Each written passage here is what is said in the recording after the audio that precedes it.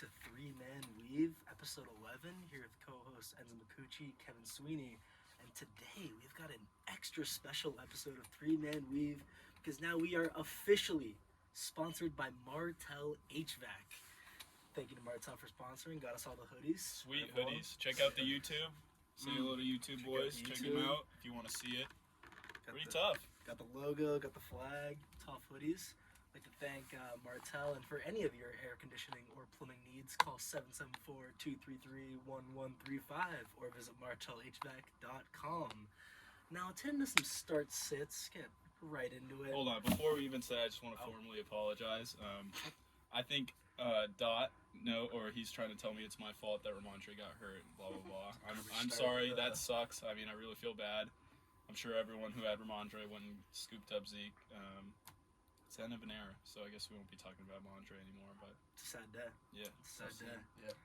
And another running back that has been pretty mid this year, not really his fault, but a little bit it is. I got Zach Moss as my start this week. RB20 on the season. I love that. Love it as well. And for me, let's not let one bad game ruin your opinion of Zach Moss. Without Jonathan Taylor, he has been an absolute workhorse in this Colts offense, which is pretty good offense. I think it's top 5 in the NFL. Dropped 34 points last week, I'm pretty sure.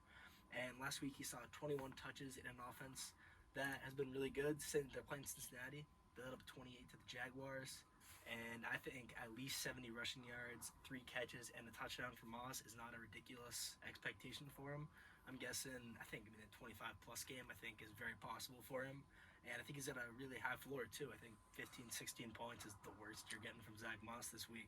Yeah, especially against Cincinnati. That's a good point. I mean, Zach Moss, like you said, one bad game doesn't define a running back season. So, it's just stem the tide time for Zach Moss, and I'm sure he'll bounce back this week. Oh, yeah, definitely. All right, we'll move into my start of the week. I got Giants running back Saquon Barkley. Has had a bit of an up and down season in terms of fantasy. He's had some bad games, scored less than 10 points a few times. He's also popped off for 25 plus a few times too. And then other than that, he's usually just in like that 13 to 20 range most games. However, he's going against Green Bay this week. They have the 25th ranked run defense in the league. Some big players that they've let up a lot of points to. Pacheco last week 23.3. Najee 18.6, and Jalen Warren 21. So I definitely think Saquon could definitely go off. He's projected 16 right now. I definitely see that in a good spot. But I think he's up to like anywhere near 20 points you can get. The thing too about Saquon too is he's putting up like 30 points, 18 points, 20 points, 25 points, and yet he only has 1 rushing touchdown on the season. Wow. So he's got to be due at some point. So weird. So he always has like that big play, that big run. So I think once he gets that in the end zone, he'll start to put up some more numbers. So I think start Saquon this week. I think they're like 7-point dogs to Green Bay. You think his receiving upside could be there if they're losing? Yeah, I definitely think so too. Especially since Green Bay has such a great passing defense too. I think it's a good spot. He could definitely get a lot of receiving work out of the backfield. Yeah, and one thing on Saquon too, I think when Tommy DeVito took over the starting QB role, we were kind of hesitant. I mean, as we should have been. Yeah. But I mean, for all intents and purposes, DeVito hasn't looked that bad. What was the game a couple weeks ago where he threw that long touchdown to Saquon? Against Washington. Yeah, Washington. That was a beautiful throw. Yeah, it was a great throw. He's a game commander or game, manager. Game manager. Yeah. Yeah, I don't think that's a bad start at all. I'd plug him in if you could. Yeah. Moving on to my start, and this isn't as hot as my usual starts are. It's just going to be DJ Moore. I think he's a must start. I mean, after Justin Fields has come back, I think DJ Moore has continued to impress fantasy managers and keep them happy because he's coming off 2 22-point games in each of his last 2 games. I mean, I was watching that game when they played the Vikings, and he was going off. I think Justin Fields looks to him as his primary target, and then if you have Cole Kmet too, I think he's another great option as your fantasy tight end. So he's also facing Detroit, and we talked about last week how the Detroit Lions are going to have to target some secondary help in the draft in the offseason. So I think this is a great spot for DJ Moore, and he should feast on the secondary. I like that start. Getting my sit this week, I've got, I hate to say it, I got Maxie right here. I've got Garrett Wilson. No, good. No. Wide receiver, 25 on the year. And I mean, it's not a hot take. Like, we've all heard the news. Zach Wilson asked to start. He is? He's starting. Well, He got named the starter, yeah. The full story, got asked to be the starter. Initially said, I'll think on Oh it. my God, you that did. is terrible. Zach Wilson, if you're listening, you have no character. Today, he was named the starter, so you will get Zach Wilson on 70% effort, I'm going to guess. And, I mean, I just feel bad. Garrett Wilson, he's such a good receiver. And, I mean, maybe he gets, like, a good enough work on volume, but I think he's completely touchdown dependent to be even fantasy relevant. I think, in Maxie's case, he's got Christian Watson. I'm starting Christian Watson over Garrett Wilson every day of the week. Yeah. I think the touchdown upside there is in a way better offense. I've got Garrett Wilson as my sit this week, getting less than 12 fantasy points. Wow. All right, moving on to my sit for the week. Ravens running back Gus Edwards. Again, going up against a top 10 run defense in the Rams this year. They've held some top backs to single-digit points. James Conner 7.2 and Tony Pollard 6.5. And the Rams have only let up 5 rushing touchdowns in total in the season. So for Gus, who's a running back, gets a lot of points from touchdowns. You can't see a ton of upside. You can't see him scoring. I don't think you can see him scoring more than like 12. So I think that's his ceiling for this week. Not to mention too, Lamar and Zay and Odell, they've been starting to get clicking a little bit. So I think that passing offense is starting to become a little bit more alive. So I don't think that Gus is a good idea to start this week. Yeah, no, I don't think so either. And I think the fact of the matter is that Gus isn't really like that talented of a back. Yeah, exactly. I might be mistaken, but he's just bruising his way in for touchdowns, which is great. He's a great goal line back. He's a big boy. He can get in there, but He is. he's not going to break off the long run. He's not going to help you in the receiving game, so I like that set. And then moving on to my sit, this one is hot, especially after his last game last week against the Denver Broncos. That's going to be wide receiver Nico Collins. Jesus Christ. Yeah. Well, That's brutal. I got some reasoning, as always. Nico Collins, I know, he just had 191 yards. That's 34 fantasy points. I think he had a touchdown in there, too. But he plays the Jets defense, and we all know how great Sauce Gardner is. No matter if you want to call him a holding merchant, I know that's all over TikTok and whatnot, but he's still a great cornerback. And the fact of the matter is he gets away with it. So I expect Sauce to shut him down or hold him to pretty limited work. Also, one stat that I found that was really crazy to me was the Jets have not allowed a single touchdown to a perimeter wide receiver. So that's an outside wide receiver. Mhm. They haven't allowed a touchdown to one of those wide receivers all season long. Pretty crazy. So, again, I think the touchdown in this matchup, especially against Sauce Gardner, is going to be needed for him to be relevant this week, and I just don't see him getting that. I'm not going to go against the numbers here. I'm going to keep it pretty safe. I mean, I still think Nico can deliver you 12 points, 12 to 13, but I don't expect him to get over 20. I don't expect him to even get 20. So for that, I'm going to say sit Nico Collins. I mean, obviously, if you're in a tight spot, you can't really justify sitting Nico Collins. But if you got someone like Brendan was talking about, like Christian Watson, it's between them two. I like that.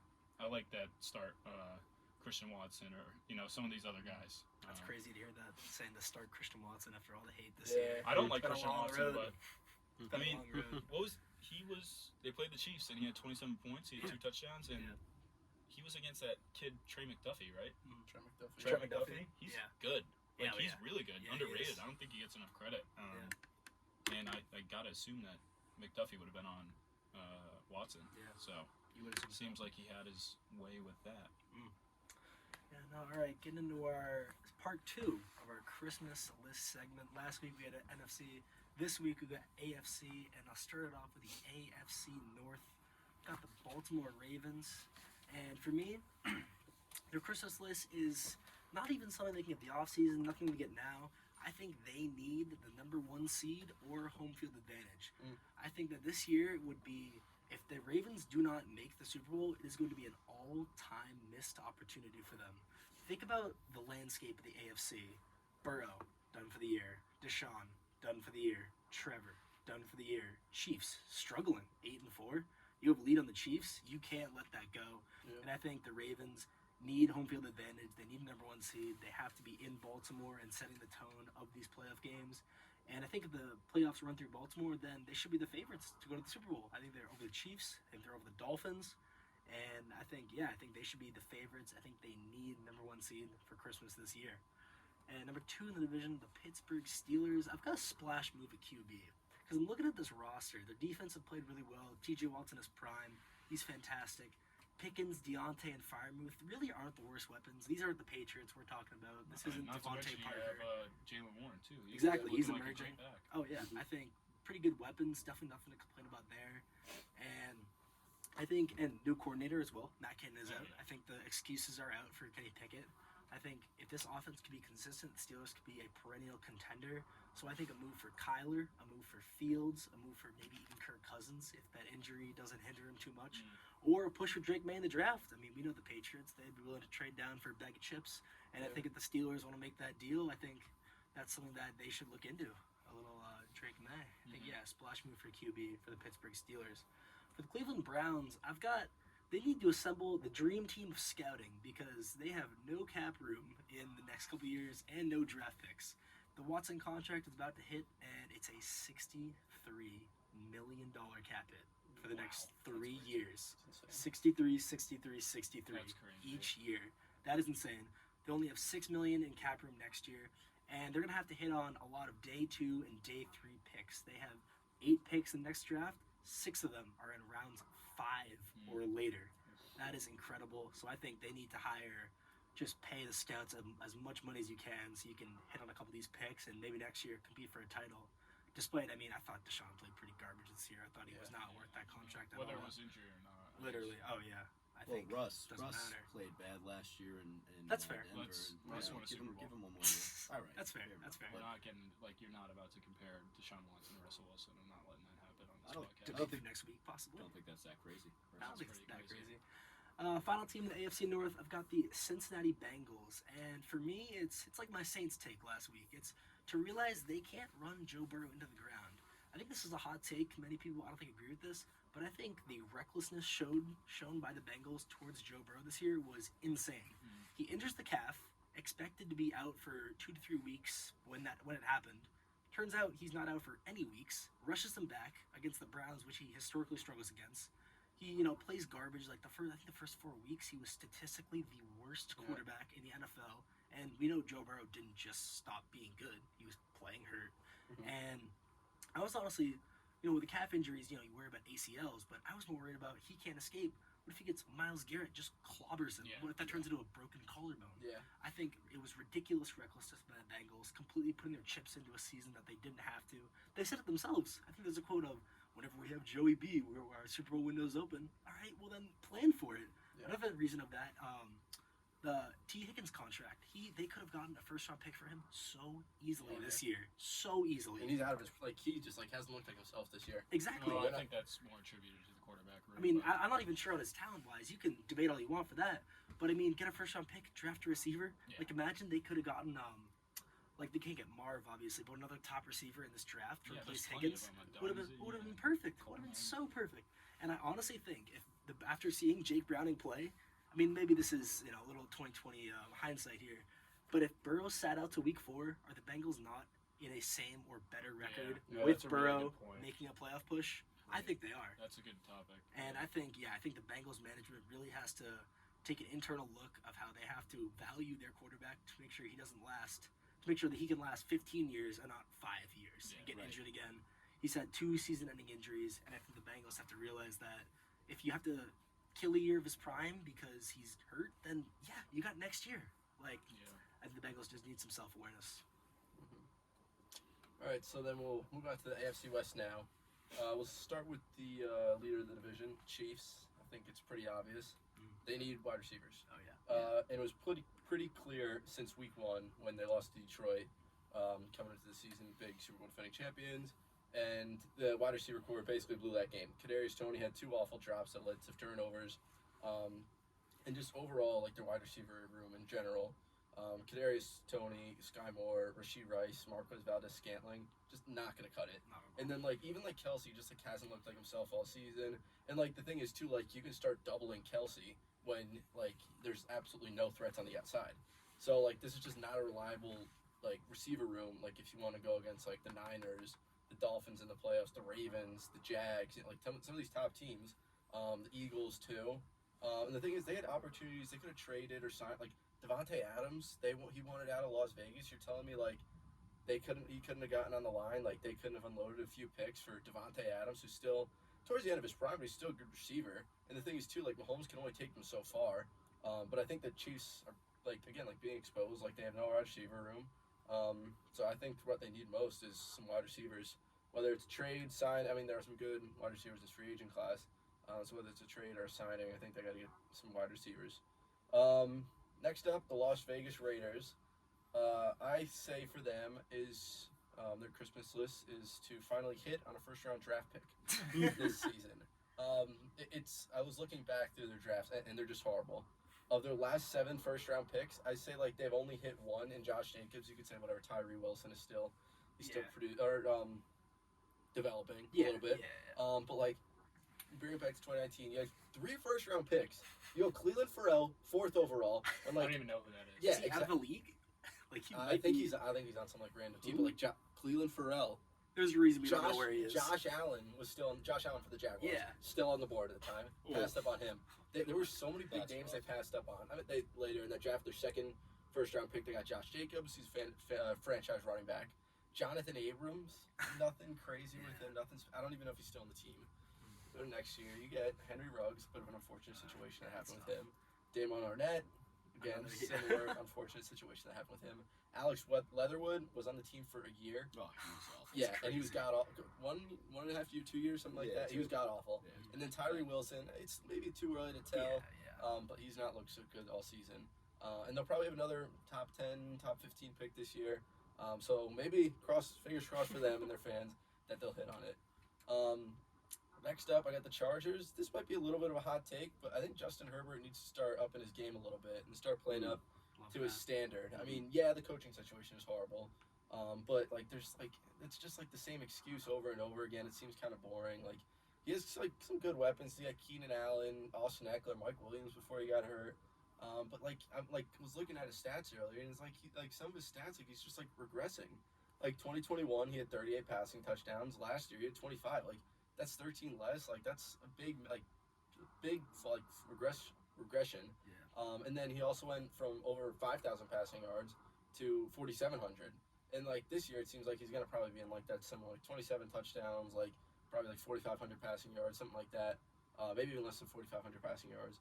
But he's clearly regressed. So I think and he's starting to become overrated. Like everyone's always saying, like, oh, if he had a good coach, if he had better weapons, if Quentin Johnson could catch the ball, like that sort of thing. Yeah. But like it's over. Like you got to start playing like the franchise QB. You were drafted with a first-round pick.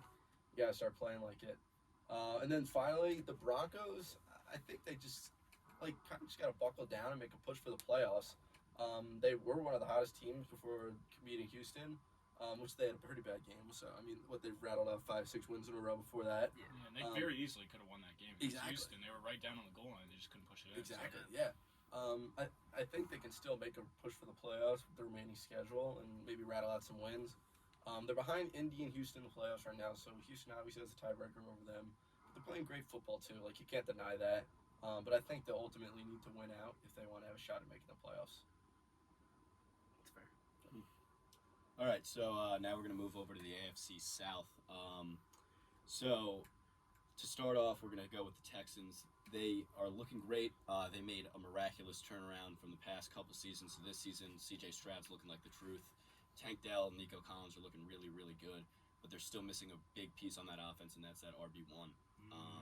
Damian Pierce, as Brendan knows too well, is just not good. He looked pretty solid last year, and it was just one hell of a drop-off for him from last year to this year. And you know what? There's a bunch of good running backs in this draft that they could get in the second or third round. I'm looking at Travion Henderson, Blake Corum, Audric Estime from Notre Dame, and Jonathan Brooks from Texas. Jonathan Brooks, I love that guy. If they could be able to grab one of those guys in the draft and look to make a deep playoff run in the next couple of years, that's what I'm looking for the Texans Christmas. Right next to the Jaguars, they need to get rid of the injury bug. It's like starter after starter after starter is just dropping. They're dropping like flies. You saw last week Trevor Lawrence went down, bad. That looked really bad. And then Christian Kirk with one hell of an injury. He's out for 8 weeks, which is kind of crazy to me. That's gonna crazy. He's out for 8 weeks. Yeah, he's got to get surgery on his nether regions. Yeah, that's tough. So I mean, freak accident. Yeah, sure. Maybe not the best protection for Trevor. Also, and then ETN's still been battling that injury bug. He's still been he's able to. always banged up. Yeah, he's been able to come back, play games, play well usually. But they really gotta get a grasp on maybe it's their conditioning, maybe it's their practice. It's like, yeah, I think to your point too about the Jags O line, I definitely would like to see them up their O line because I mean having ETN on my fantasy team, I love him. But whenever I watch the Jags on red zone, whenever he runs to the outside. Yeah. He's breaking off. I mean, that's where he wants to run, and Right. that's where you got to get him open space. And I feel like they do that 10% of the time, and the other 90% they're running inside zone or jamming up the middle. And right with an between the O-line, tackles, that's with a bad O-line. it's just Yeah, gonna it's get not him good. injured, and Yeah. he's not that type of runner anyway. So I think you got to form your team around your star players. I mean, I think all of us would agree ETN is a pretty, Talented back. talented He's a good back. back, yeah. So I think with some better help on the O-line, he could probably break out in a big way. Right, and don't get me wrong, this team is looking good. I mean, Trevor is looking like what he should have been looking like when he got drafted. He's looking really good. Mhm. They got Calvin Ridley, who is up for free agency. I think they should get him back. Yeah. He had a rough middle of the season, but he's starting to ramp it back up again. Yeah. He's a talented wide receiver. We know he missed a year for gambling, but he's back. And they got Christian Kirk. Christian Kirk is looking good in the Yeah. slot. And, they're looking like a great offense, but it's just the injuries. And maybe that's part of the coaching staff's problem. But they really got to figure that out. Then for the Colts, I said get Pittman back. That offense is finally looking Really good. Yeah. good. And, they got AR-15. He looked really good before he went down with that injury. He'll be back next year. If they want that same, kind of punch with that offense, they'll keep Jonathan Taylor and they'll keep Pittman. Pittman is a free agent this year, so they should get him back. But on the defensive side, they definitely need some help there. Cornerback is a big position to be for them, and then edge too. I think they could solve their edge needs through the draft. I know they're picking around 22 right now.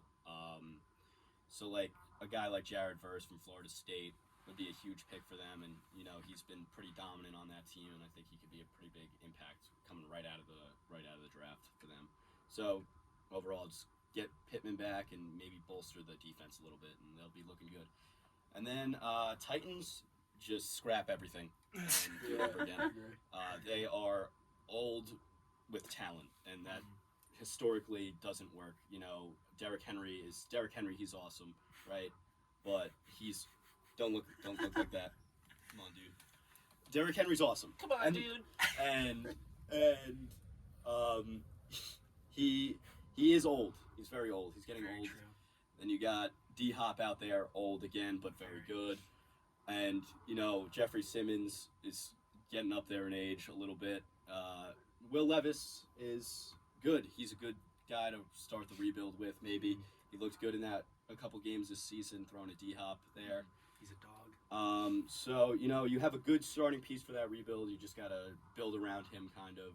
Maybe scrap some of the old guys, see what you could get through trades. I really think they should have traded Derrick Henry to the Ravens at the draft, deadline, but I agree. they did not. What a sick trade. Yeah, that would For be whatever crazy. reason, they probably still could have gotten a second or first round pick for him, and they just wasted that opportunity. Obviously, they were not making a deep push in the playoffs this year, so I don't know why they didn't do that. But for the Titans, definitely start a rebuild. Overall, though, I think the AFC South is looking up. They're definitely trending up.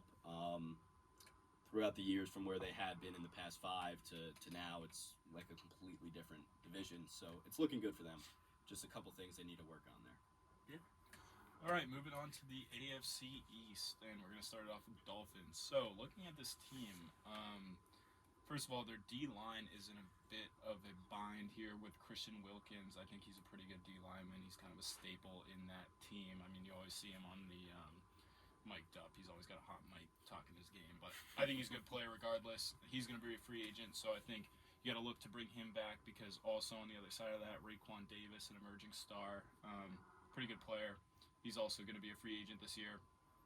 So I think targeting D-line prospects are going to be necessary, and they're going to be picking pretty late too. So another guy like Max just said, Verse, I think that would be a good fit for them. Also, this may be a little bit down the ladder for the Dolphins, considering they had a good tight end in Gesicki, and once Mike McDaniel got to town, he kind of phased Gesicki out. And look, I mean, you can't really talk bad on the Dolphins' offense because they're one of the most electrifying offenses in the NFL. But I will say, having a good tight end, even not even like an amazing one, just a good one, I think can open up that passing game a little more for Tua. I know they like to do a lot of timing passes, so pop passes. I think a tight end will open the door for them a little more, make them a little more dynamic. So I think maybe targeting a tight end in the later drafts, someone that they like, just to see what they are, or target one of these more mid tight ends, like not mid, I guess, but one of these more just run-of-the-mill guys, like Hunter Henry. I know he's going to be a free agent. I think he might be a good fit. And also, the Dolphins are starting to run the ball a lot more than I think a lot of people expected this year. So I think a good blocking tight end for them would also help the run game. Also, one more thing. Their safeties, 3 of them are free agents this year, so that might be something to look at. Moving on to the Bills, I think going after a wide receiver is necessary. And I know what you're going to say. Gabe Davis, he's going to be a free agent. He's a great number 2. I like Gabe Davis, nothing wrong with him. But since he's going to be a free agent, I'm expecting him to get a big payday. I think he's one of those guys. Some of these guys they're good players, but they don't deserve these huge contracts. So I think Gabe Davis kind of falls into that category. Although I do think he deserves his money. I don't think he deserves the whole boat. And then they got Diggs on the other side of that, and his cap hit is really expensive. I think it's around $27 million for the next 2 or 3 years. So that's a lot of money, and we talked about this before. Diggs, although he's a great receiver and he's had a lot of success in Buffalo in the past, he just doesn't look like he wants to be there. Or there's just something going on between him and the organization, 100%. Him or Allen. There's some turmoil there. Definitely. It seems like they have a really some weeks Allen's spitting the ball over to Diggs all day long. It's just him down the throat of the other defense, and then some days it's like he's forgotten about. So I think they really got to address that, and if they want to keep Diggs for the future, they need to know that he's going to ride for this team. If not, I think a lot of draft analysts, is what I was reading, are projecting them to draft Keon Coleman. Oh, he's gross. And he's really good. And, the formula in the NFL is you get the young guys, and, we see it. Jamar Chase, year after he got drafted, right? Bengals went to the Super Bowl, so yeah. It's kind of a formula around the NFL. I don't know what they're going to do with that. Another thing about the Bills is their D tackle, Ed Oliver, which is probably going to be their most sought-after free agent this year, or in the coming year, is going to be a free agent. So another guy like edge rushers like Epinesa and Von Miller, he's really old, and some of the recent news we're finding out about him doesn't look promising for the future. So they might need to address some of those needs. Moving on to the Jets, I don't even know. It's tough because look, their defense is really good. Yeah. I think Garrett Wilson, we said he's a great wide receiver, just doesn't have a good quarterback. I think Breece Hall is a great player. Their O-line definitely probably needs some work. But I just think for them, they're really hoping for a healthy Aaron Rodgers and a capable one. He's going to be 39 years old, 40 years old. Might be 40 next year. 40? Yeah. So look, not everyone's Tom Brady, so we don't know. Is he going to perform? He's a great one. He's a Hall of Fame quarterback. He very well could, but a lot of Rodgers' game is revolved around being able to extend plays, get out of the pocket, throw the ball down the field, and as these quarterbacks get older, their mobility is limited. It's a good word. But I think for them, they're mostly hoping on a healthy Aaron Rodgers for next season. And lastly, for Patriots, it's Caleb or Drake May. It's that simple, and I don't really think we have to spend much more time on that. Obviously, Mac Jones is not the answer. He never will be. He is a career backup quarterback. I just despise him. He's crybaby, doesn't do anything right. Dirty player, too. A dirty player. He just, he always says he's working on things. He's just time to cut the cord on him. And then one more thing for the Patriots, something they've neglected to add for the past, ever since Edelman and Gronk kind of left, they've never had a number 1 wide receiver. We were talking about this before the pod. drafted N'Keal Harry. Terrible. Yeah, I think you could have still had Deebo Samuel, A.J. Brown. I think guys like that. I mean, DK Metcalf. Yeah. DK Metcalf, these are bona fide number 1 wide receivers. They're game changers, and you drafted N'Keal Harry. So obviously they're going to take a quarterback. I mean, hopefully, we have no idea what Belichick is going to do if he's still in house, but hopefully they take Caleb or Drake, and that would leave them with probably limited wide receiver options later on in the draft. So I want to go out and get T. Higgins. I think he'd be an amazing fit for the Patriots. As you said, he's going to be a free agent. I think you can get him on a little bit of a discount right now just based on his past season. I just don't think that's his fault. So T. Higgins, I think that would make Pats fans really happy, and that's what we want to see for Christmas. Do you think Belichick stays? It's tough, man. It's tough. It is. I don't really know, honestly. I'd like to see him stay. I know a lot of people want to see him go and kind of turn the page, maybe flip it over to Gerard Mayo, but I mean, it's Belichick. Yeah. Like, although he has had some, he won Coach of the Year 2 years ago. Yeah. Or 3 years ago? Whatever it was. 3 years ago. It was Mac's first year? He won Coach of the Year that year? Yeah, Yes, I think I think so. so. Because I think it was made the playoffs. Yeah. Playoffs is back. And I mean, Yeah. looking back, that's quite an accomplishment. That Yeah. is The way I unbelievable. see it with like Belichick is like, if this was any other team, like he would have been fired during the middle of the season. 100%. It's just Belichick. 100%. So, Yeah. but I think if you're going to like start with Caleb Williams, I think you just gotta flip the page and I Or start at a least whole a new regime. new offensive coordinator. Because- Something's got I to change just in that think- coaching staff. I agree. Give Ben Johnson all the money he wants. Yeah, He seriously. gives We so need much some of away. those new offensive minds. I mean, they tried Yeah, to pull in definitely. Dave O'Brien. He was a great I think he won a Super Bowl with the Pats all Yeah. those years ago, or he might have been on the team when Randy Moss was the. He's been the coordinator before. I think you just gotta find a he's modern got- coach. yeah. I don't know if Yeah, he's won a and Super he's Bowl, Someone who modern, but understands he's new just offenses. Definitely. exactly. So Yeah. I think maybe that might be in the cards for the Pats, but we'll just have to wait and see on that one. All right, now it is time. It's time. The main event of the evening. Dots. Oh yeah, baby. And we are Oh, so back. We said last week, what did Enzo guarantee? He guaranteed profit. What did we deliver you? Profit, baby. 3 That's and right. 2 I last personally week. guaranteed that. So now whenever I say that again, I'm not gonna say it every week Listen, because I believe in Dot and I believe in this podcast. And you know what? He delivered for me. listen up. Also, real quick, I was just, going through some of the clips on Instagram. I saw, oh, my Panthers +6 bet that hit, by the way. I was looking at Max and Kevin's reaction to that. I hear, oh, it's 0-1. Oh, it's already 0-1. Oh, don't bet on this. Yeah, you bet on it and you won. Whoops. Yeah, guess what? 30, 29, Still and 1 lost. overall. 50.8% on the year. Also wrong, we didn't lose. Quick note on last week Panthers lost. that, they covered. Oh, yeah. So it doesn't matter. So real quick, just quick note on last week. Bets were all pretty good. Gross pick hit. I just want to make sure that everyone knows that Jaguars bet is the singular worst bet I've ever made. It was Jaguars -9. They lost outright. We'll never do that again. And we're starting off. Offensive player, it's kind of tough. Yeah, I mean, That is true. But I mean, they weren't gonna ever cover 9 in that game. Yeah. It was back and forth the whole way.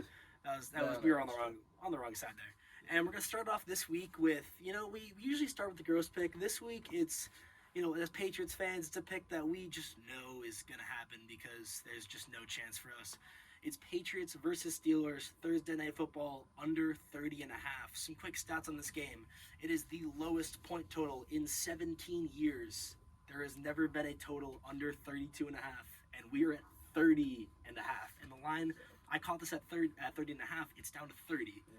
So think about the 17-14 we lose, but it doesn't matter because the Patriots are going to score no points. Let's just real quick break down this game. Some pretty bad offenses right here. Steelers and Patriots. Yeah. Trubisky versus Zappy. A real clash of the Titans here. Patriots defense has also been fantastic. I feel like I'd expect the Patriots to be the one to give a lot of points, Yeah. but they've allowed 10 points or less in the last 3 games, and they've also somehow lost all 3 of those Yeah. games. Very fascinating. And the Steelers have let up less than 20 points in 6 of the last 8 games. Obviously, last week was not great for that defense. Lost to the Cardinals and let up 24 points. And it's a huge back spot for that defense. Letting up 24 to the Cardinals, let James Conner just kill you. He did that 25 rushes, 100 yards, and 2 TDs. That's brutal. Yeah. I think the Steelers defense got to come back a lot more energized, ready to go. Was this the gross pick? It's not that gross. I feel, this When's is... the gross pick coming? Oh, don't worry about it. Don't worry about it. Don't worry about it. Maybe you should start with the gross pick. I like the gross pick. Nah. This, real quick, last 10 years, point totals under 35.5 are 18 and 24 to the under. That is 75%. That's absurd. And this year, when the games would have a point total under 36, the game went under. There's been 11 of them. 8 of them went under 72%. When you see low totals, they're there for a reason because these two offenses are garbage. Dot loves the under. We do. Gentlemen, what are our thoughts on that pick? Under 30 and a half, lowest point total in years. What do we think? I do like that pick. Both offenses stink, and usually when they're playing a competent offense on the other side, that defense gets weared out and tired. But I mean, if both teams are going 3 and out every time, it's just going to be the defense is on the field the I whole love time. that. My personal score prediction is 7-3. I like that. Yeah, I like 6-3. That makes sense. No 6-3. touchdowns. No I like touchdown. that. No I like touchdown that. bet. 3-0. Plus $1 million. Ooh, I like that. Why not? Our next pick here, we have got this one's pretty gross. You know, if you want to call this one the gross pick, go ahead. It's real gross. Some may say Dot doesn't learn his lesson. I say things can't happen twice in a row. Seattle plus 10.5 at San Francisco. The question you might be asking, Dot, did you literally make this pick on Thanksgiving and it lost? Yes. But we're fading the team of the week again. Everyone's talking about San Fran. Everyone's talking about, oh my God, they beat the Eagles. Oh my God, they're the best team in the league. The Brock Purdy hate never ends. Oh, He doesn't keep this stop. going. Last week, real quick, fading the team of the week. Broncos banged. That was -3.5 Texans. We hit that one, and it's pretty simple reasoning. These are 2 division rivals, and they're 1 and 2 in the division. There's just no way that they get blown out in both of the games. And the Seahawks, if you've seen, they went from 6-3 to they're on path to missing the playoffs from 6-3, and I think that's pretty absurd. I believe in this team all year, and I continue to, and I just don't think they get blown out. I think the 49ers are coming off their best win, and a nice letdown spot for them is right in the cards. And I think a backdoor cover is real likely. I'm getting the full 10 and the hook. So I think, let's say it's 27-10, touchdown by the Seahawks in garbage time. I cover. We lose by 10. And I think, Seattle minus 10.5. It's way too many points. Line start at 12. There's a reason to bet all the way down to 10.5. I'll take Seattle in this one. Next pick, it's pretty gross as well. It's not terrible. 2 for 1. I know. We're getting. That's my Christmas. Oh yeah. Are you kidding me?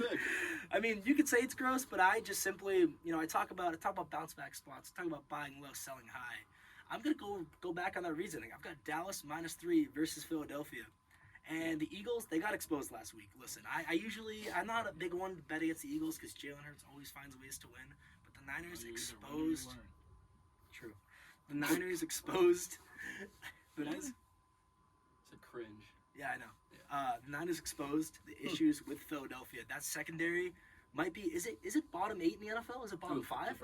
Eagles secondary. It's pretty bad. They're pretty old. When Debo was talking trash, he was right. Yeah. Oh my God, I loved that. Oh yeah, that was fantastic. Oh my God, he's so sick. He is. Yeah, 3 touchdowns. That was. Oh my God, Alright, we're not alright, doing this. gentlemen. Get out. Gentlemen. It's a good game. I think this Eagles defense is very reliant on their front four, which is amazing. It's bailed them out of a lot of games. But I think the secondary is going to let them down again. Dallas needs this game very badly. Yeah. And if the Dallas beats Philly, that number 1 seed, or Philly becomes, like, that division could be lost for Philly. Dallas can win out, and Eagles, they drop one more. Yeah. And it could be rough for them. They're going to lose to the Giants one of those games. Obviously going to lose to the Giants. And one stat that I thought was really interesting and didn't really make that much sense to me, Philadelphia is 0-5 straight up in their last 5 road games against the Cowboys. 5 straight wins for Dallas. Seems so weird to me because the Eagles that's 2 last year too, and they have won both. But yeah, I've got Dallas -3. I think it's the same tune as last week, and I think the Eagles have bounced back from this one, but I don't think they bounced back from 49ers yet. I think they were all built up for that game, and they had a huge letdown. I think this team's beat up. I think they need a bye week now more than ever, and they're not going to get it because that went early in the year. So I think Dallas -3. It's our bet. For our 4th, we got 3 this. We got 4 picks this week. Dots locks, full slate, All right. overload slate. Chiefs -2.5 versus Buffalo. I couldn't believe this line personally when I saw this. The Chiefs own the Bills. Yeah, and you get the field goal too. And exactly, less than a field goal. Chiefs, are you kidding me? Both teams coming off a loss. Bills off the bye. And Mahomes has an incredible record of being a favorite of less than 3. 18-7-1 against the spread. when he's a favorite of less than 3. That's incredible. The Chiefs' defense is still fantastic, and I think despite their pass catchers, the Chiefs' offense will finally get their act together. This Bills' defense is susceptible. As you said, Von Miller's out. I think this team is old. This defense is not good. Yeah. And in 2023, Buffalo on the road is 1-4 against the spread, and as road dogs, 0-2. Haven't even won as road dogs yet. I think Sean McDermott is most likely on his last leg as a coach. And I think, honestly, when Zoe was going over his Christmas list, I thought he was going to say Sean McDermott get fired. And I think that he really is not a good coach. And I think him versus Andy Reid, I'm taking Andy Reid all day. Every time. No, I think, Chiefs win. I think this Chiefs win by 7, Chiefs win by 4. I think really any Chiefs win here gets me this victory. I really doubt Chiefs win by 1 or 2. Yeah. I'll take Chiefs minus 2.5 versus the Bills. And we don't got 5 picks, but we got a teaser this week. Bringing back the teasers. I just saw these two teaser legs, and I couldn't stay away from it. Ravens, we're teasing them from -7 to -1 versus the Rams. Pretty simple reasoning. Lamar versus the NFC has I think a 70% win record against the NFC because. My bad. Technical difficulties. Because think about the NFC, they never see Lamar, so not used to this offense. So that's why he's so good against them. And it's a home game for the Ravens. And the Packers -0.5 against the Giants. They're just the Packers. They're gonna win. No. So all I need is a Ravens and Packers money line. That's at -130. I'll take that every day of the week as the teaser. Your bet against Tommy DeVito? Come on, dude. As much as he carved up my Patriots. Yeah. It's a very impressive win. He carved with the command. He's the Patriots. And the Commanders. But listen, I'm gonna have to take the Packers. But now, Zoe, introduce it for me. I need it. God, I need this privilege, and I'm so thankful that you gave it to me. Look, we guaranteed it would hit once, and it finally hit. Let's go. The Podlay. Can we just get a round of applause for the podcast? Let's go. Clap it up, boys, because the Podlay finally hit. No thanks to me, as that was huge sweat. I had the Pats plus 6, and they lost by 6, so that push, thank God. If I sold that one, I wouldn't know what to do with myself, but here we go. We got the Podlay again. Going for 2 in a row? 2 in a row. Back to back. 2-peat. Now, Kev, give me your one. Sweeney. I'll start us off early. We got Dolphins -13.5. Ooh, wow. That's A lot of points. points. That's a lot of points. There's history with that, though. Max's first leg he hit. Dolphins -13. I mean, I history. don't have too much explanation for this. It kind of just jumped off the page to me. I love it. I mean, look, the Dolphins they obliterated Washington. They got H.N. back. He looks like himself again. Tyreek's always doing his thing. Tua's doing his thing. Titans, their secondary is abysmal, and that's why I'm taking Dolphins -13.5. I love it. All right, Max, give it to me straight. Maxer. All right, so I was searching for another lock. Go 3-0 on the Podlay. I found one. I found one. No, you found one. Okay, Cleveland Browns -3. Let me tell you why. All right, tell me why. Convince me. Everybody's hurt on the Jags. I said that before. True. That's true. Everybody's injured. We gotta scrap. We gotta do something else with the Jags. Comes down to the defenses.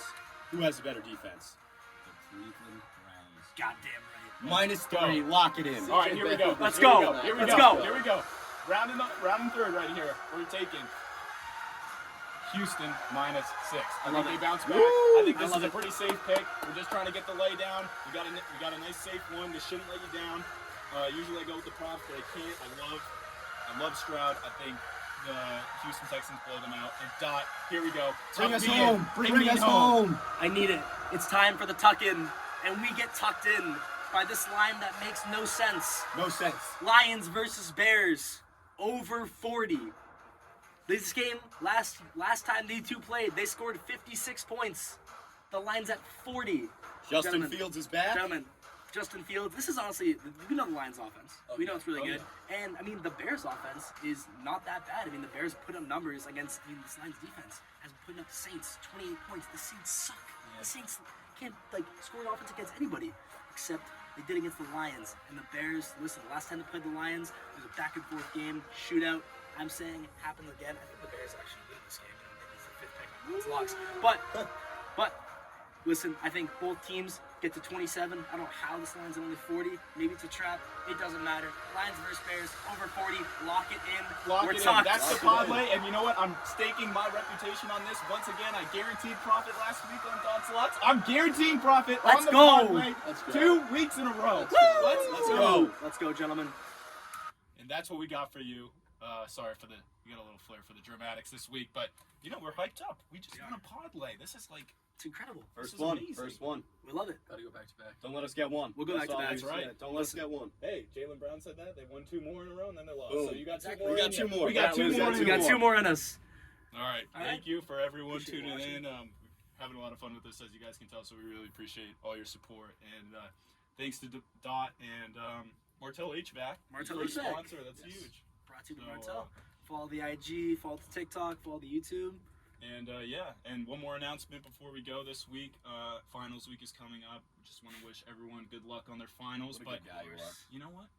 We don't care about. Well, we do care about finals, but we're still bringing you an episode. We We're need still it. bringing you an episode We need it. next week. So tune in on Wednesday. Regular time should be out around 6-7 o'clock whenever it's out. So just look for that heads up. And that's all we got. Thank you. See you, boys. All right, I have bad news. The thing shut off right Yeah. when you got into your locks. That's fine.